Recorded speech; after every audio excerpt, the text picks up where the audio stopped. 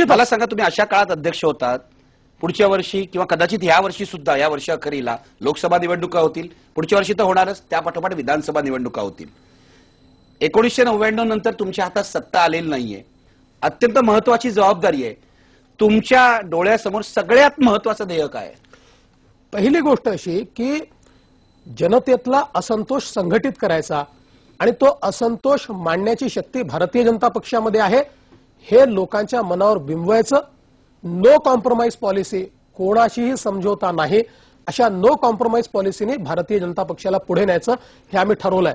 आणि माझी सन्माननीय नितीनजी गडकरी आणि गोपीनाथराव मुंडे आमचे दोन्ही विरोधी पक्षनेते खडसेजी आणि तावडेजी यांच्याशी चर्चा झाली आणि आम्ही हे ठरवलंय की असंतोषाच्या विरुद्ध तर आम्ही या ठिकाणी आंदोलनं करतोय, वेगवेगळ्या प्रकारे ते मांडतो, पण त्याची धार अधिक आता व्यापक केली पाहिजे आणि ती व्यापक करणे आणि लोकांच्या मनामध्ये की हो आपले प्रश्न जे आहेत ते यांना माहिती आहेत, आपले प्रश्न मांडणारे हे आहेत आणि आपल्या मनातल्या ज्या भावना आहेत त्याला स्वर देण्याची शक्ती ही भारतीय जनता पार्टीमध्ये आहे किंवा युतीमध्ये आहे हे लोकांसमोर प्रतिपादित करणं हा माझा पहिला अजेंडा आहे.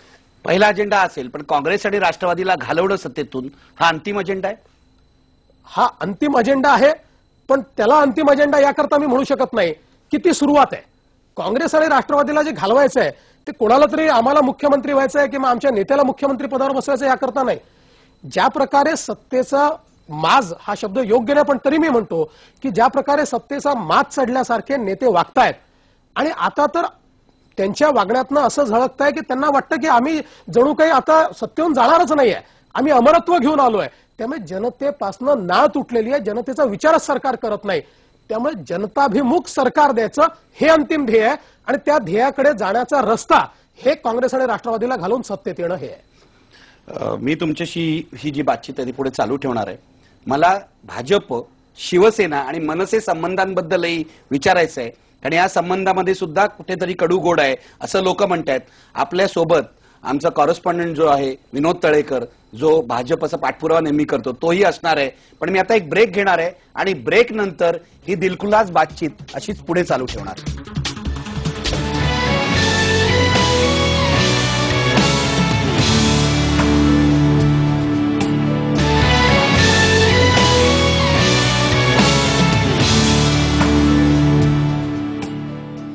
नवा अध्यक्ष, नवा उत्साह. देवेंद्र फडणवीस आपल्या स्टुडिओमध्ये आहेत, भारतीय जनता पक्षाचे नवे प्रदेशाध्यक्ष.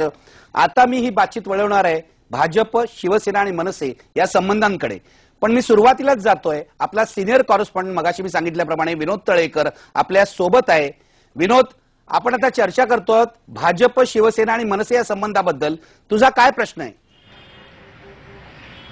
निखिल सर, मला देवेंद्रजींना हा प्रश्न विचारायचा आहे की जसं त्यांनी आता सांगितलं की पक्षांतर्गत आव्हानं त्यांच्यासमोर खूप आहेत, की ते कशा पद्धतीने पेलणार आहेत तेही त्यांनी सांगितलं, पण पक्षा व्यतिरिक्त बाहेरचे त्यांचे जे मित्रपक्ष आहेत त्या मित्रपक्षांतर्फे पण काही आव्हानं उभी राहिलेली आहेत. जे जसं की शिवसेना हा आतापर्यंत मोठा भाऊ होता आणि भाजप लहान भाऊ होता, अशा भूमिकेत हे दोनही पक्ष होते. या अगोदर जागा वाटप असो किंवा इतर कोणताही मुद्दा असो, शिवसेनेची भूमिका ही मोठ्या भावाची राहिलेली आहे आणि भाजपची भूमिका ही छोट्या भावाची राहिलेली आहे. पण आता गणितं बदलत चाललेली आहेत, शिवसेनेची ताकद दिवसेंदिवस कमी होत चाललेली आहे आणि राजकीय विश्लेषक असं म्हणतात की येत्या निवडणुकीत भाजप हा सर्वाधिक मोठा पक्ष असेल विरोधकांमधला, युतीमधला, आणि शिवसेनेच्या जागा अजूनही काही कमी होण्याची शक्यता आहे. अशा वेळेला शिवसेनेकडची जी ही भूमिका आहे मोठ्या भावाची ती भाजप घेणार का, आणि भाजपची या पुढच्या काळात शिवसेनेबरोबरची भूमिका कशी असेल? देवेंद्र नाही, बघा, एक गोष्ट तर मी सांगतो की शिवसेना आमचा नॅचरल फ्रेंड आहे. आम्ही विचारांनी एकत्रित आलेलो पक्ष आहोत आणि त्यामुळे शिवसेनेची शक्ती ही कमी होते वगैरे असं मला बिलकुल वाटत नाही. निश्चितपणे उद्धव ठाकरे अतिशय जोमानं मैदानात उतरलेले आहेत आणि ते शिवसेना प्रभावीपणे त्या ठिकाणी मांडतायत. युतीमध्ये आज आमच्या डोक्यात ही गोष्ट पक्की आहे की भारतीय जनता पार्टी, शिवसेना आणि आरपीआय ही जी युती आहे ही आमची युती कायम आहे आणि या युतीमधलं जागा वाटप असेल किंवा इतर गोष्टी असतील. आजच माझी माननीय उद्धवजींची भेट झाली आणि अतिशय स्पष्टपणे उद्धवजींनी असं मला त्या ठिकाणी सुचवलं आणि आमच्या नेत्यांना देखील यापूर्वी देखील त्यांनी सुचवलं की येत्या काळात आपण एकत्रितपणे कार्यक्रम घेतले पाहिजेत, एकत्रितपणे सभा घेतल्या पाहिजेत, एकत्रितपणे मेळावे घेतले पाहिजेत, जमलं तर एकत्रितपणे ऑफिसेस देखील उघडले पाहिजेत. अतिशय चांगली सूचना आहे की ज्या माध्यमातून असा जो काही एक संकेत लोकांमध्ये जातो की शिवसेना भारतीय जनता पार्टीच्या युतीत काहीतरी कुरबुर आहे, किंवा अनेक वेळा खालचे कार्यकर्ते देखील मीडियातल्या बातम्या ऐकून त्यांना देखील असं वाटतं की कुठेतरी आपल्या दोन पक्षांमध्ये तेढ आहे, हे लोकांच्या मनातनं निघून गेलं पाहिजे. खालच्या कार्यकर्त्याला उत्साह आला पाहिजे आणि तशा प्रकारची आखणी येत्या काळामध्ये आम्ही करतो. आणि म्हणून मला असं वाटतं की हे काही फार आव्हान नाहीये. इतकी वर्ष आम्ही सोबत नांदतो, दोन वेगवेगळे पक्ष आहोत, काही विषयांवर भूमिका वेगळ्या आहेत, त्या असतीलही, कारण दोन शेवटी विचारसरण्या आमच्या दोघांच्या वेगवेगळ्या हे बरोबर आहे. पण मला इथे विचारायचं आहे की तुम्ही जसे नॅचरल आलाय तसा एक आणखी एक तुमचा मित्र आहे की नाही, मित्र बनणार आहे की नाही माहित नाही, मनसे, त्याचं काय? म्हणजे ह्या तुमच्या दोघांच्या युतीमध्ये तुम्ही मनसेला घेणार आहात का?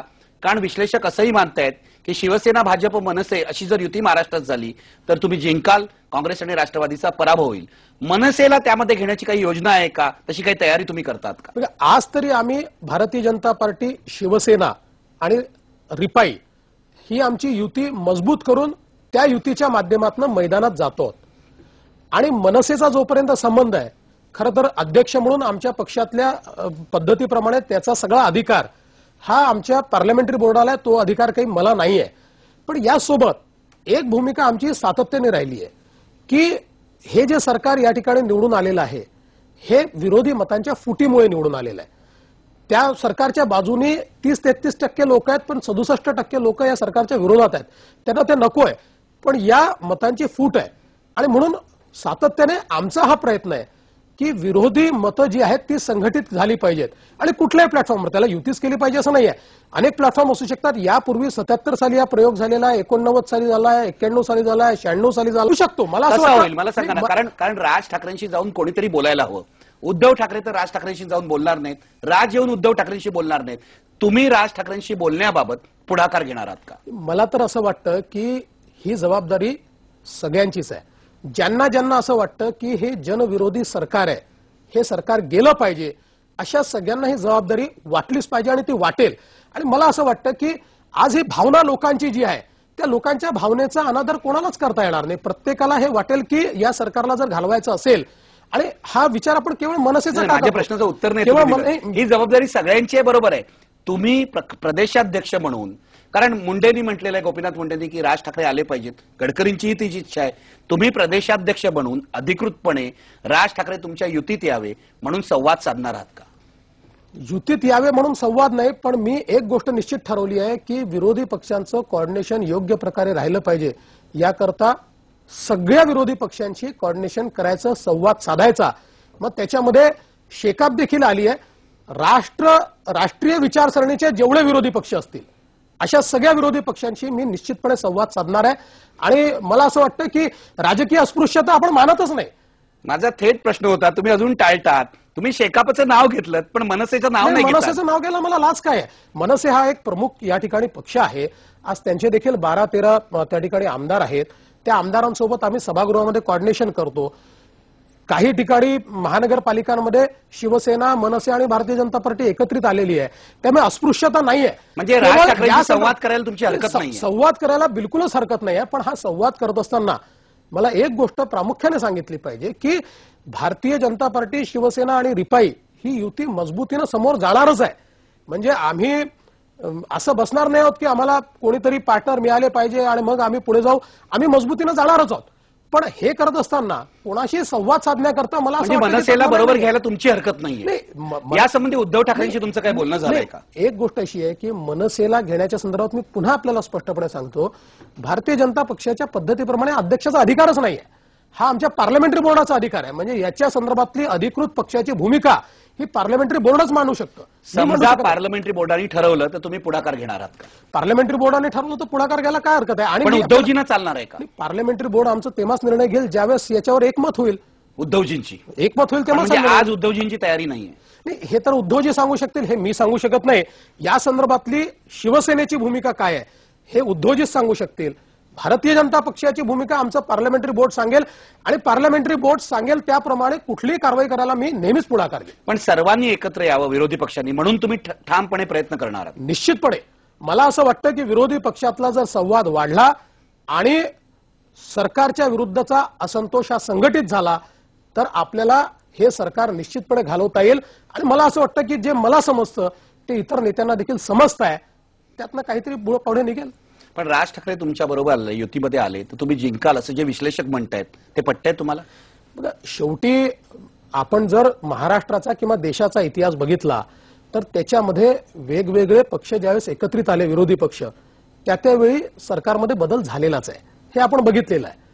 त्यामुळे आपण जर बघितलं तर यापूर्वी तर अनेक प्रयोग असे झाले की आयडिओलॉजिकली देखील वेगवेगळ्या विचाराचे पक्ष पण कॉमन प्लॅटफॉर्म काँग्रेसच्या विरुद्ध, कारण काँग्रेसचं सरकार 1978 हे उदाहरण आहे ना, त्यावेळेला झालं होतं. हे असं झालेलं आहे.